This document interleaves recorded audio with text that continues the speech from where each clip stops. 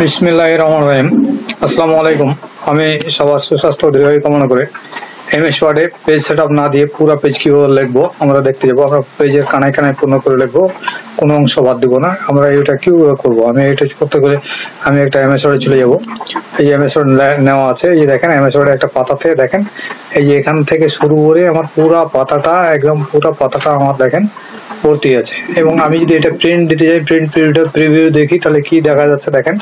এই যে আমি প্রিন্ট প্রিভিউ দেখলাম, এই যে পুরো পাতাটাই আমার কিন্তু এখানে ভর্তি হয়ে লেখা আছে। এখানে পুরো পাতাটা প্রিন্ট দিতে পারবো। এখন কথা হচ্ছে আমি এটা কিভাবে করবো। এই যে আমার এখানে 3টা পাতা নেওয়া আছে, এই দেখতে পাচ্ছেন এই পুরো পাতাটা নিচের পাতাটা পুরোটা লেখা আছে। আমি এটা করতে হলে কি করবো, আর এটা করতে হলে আমি এখানে ক্লিক করবো। প্রথম পেজে আমি দেখাবো, এখানে ক্লিক করবো, ইনসার্টে যাবো, ইনসার্টে শ্যাপসে যাবো। শ্যাপসে যাওয়ার পর আমি এই যে টেক্সট বক্স নেব, টেক্সট বক্সে আমি এখান থেকে আমি এটাকে পুরাটা সিলেক্ট করে নেব। আমি পুরাটা আমি সিলেক্ট করে নিলাম। এই পুরাটা আমি সিলেক্ট করে কোনো জায়গায় বাদ দিব না, আমি কোনো জায়গায় বাদ দিব না। এখন যদি আমি এখানে আমি লিখি, এই দেখেন আমি পুরাটা আমি লিখি এখন এখানে আমি যা লিখবো তাই আমার হয়ে যাবে। আমি এবিসি দিলাম।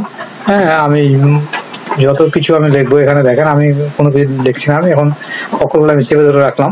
এই দেখেন পুরাটাই আমার বক্সটা পূরণ হয়ে যাচ্ছে, আমার কোনো অংশ খালি থাকছে না। এই দেখেন পুরাটা এই মাথা থেকে এই মাথা চলে যাচ্ছে। এখন যদি আমি মনে করেন যে কোনো ওই পেজটাই আমি এখানে কপি পেস্ট করি, তাহলে কি দেখা যাচ্ছে দেখেন। এখানে আমি এটাই আমি কপি পেস্ট করবো, তাহলে আমি পুরাটা আমি দেখতে পাবো।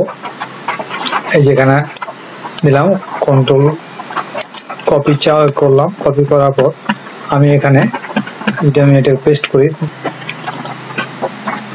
আমি পেস্ট দিলাম। এই দেখেন পুরা অংশটাই আমার লেখাতে ভর্তি হয়েছে। এইদিকে বামে ডানে টপে বটমে কোনো জায়গাতে ফাঁক নাই, পুরো অংশটাই আমার লেখাতে ভর্তি হয়ে যায়। আপনারা এইভাবেই আপনারা একটা এমএস ওয়ার্ডের পাতাতে লিখতে পারেন। এখন কথা হচ্ছে যে যদি আপনারা মনে করেন যে আমরা জায়গায় আমি একদিকে একরকম লিখবো আরেক দিকে একরকম, তাহলে আপনার পুরা সেভ কয়েকটা নেবেন, সেভ কয়েকটা দিয়ে আপনার পছন্দ মতো এখানে একটা হেডলাইন তৈরি করবেন, এইভাবে দিয়ে দিলেন। এখন এখানে একটা হেডলাইন তৈরি করবেন, এখানে একটা সাইডে দিবেন, একটা সাইডে দিলেন এইভাবে। এখন এইগুলাকে আপনারা যেটা যেভাবে দিবেন আপনার এটা পছন্দ মতো করে আপনারা সেভ গুলা দিয়ে নিতে পারেন। এই যে একটা দিলাম আমি। এখন আমি এইটাকে দিব ডিরেকশন দেখতে গেলে আমি রোটেট করে লিখবো 90 ডিগ্রি রোটেটে আমি লিখতে পারবো। এটাকে আমি দেখি আমি এটাকেও আমি 270 ডিগ্রি রোটেটে আমি লিখতে পারবো।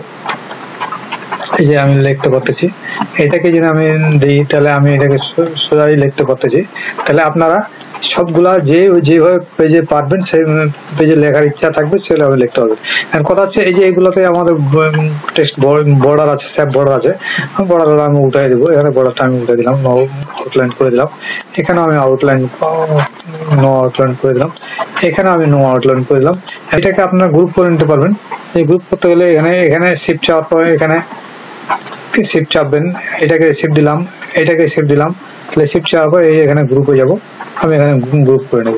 তাহলে এইটা গ্রুপ হয়ে গেলে এখন দেখবেন যে এইটাতে আপনার যেদিকে নিয়ে যাবেন এটাকে সেভাবে নিয়ে যেতে পারবেন। এটা সুপ্রিয় বন্ধুরা, এইভাবেই আপনারা সেভে কানায় কানায় পূর্ণ করে লিখতে পারবেন। বিষয়টা যদি আপনাদের ভালো লাগে অবশ্যই আমার চ্যানেলটা সাবস্ক্রাইব করে এবং লাইক দেবেন। আমি সবার সুস্বাস্থ্য ও দীর্ঘায়ু কামনা করে এখানে শেষ করছি।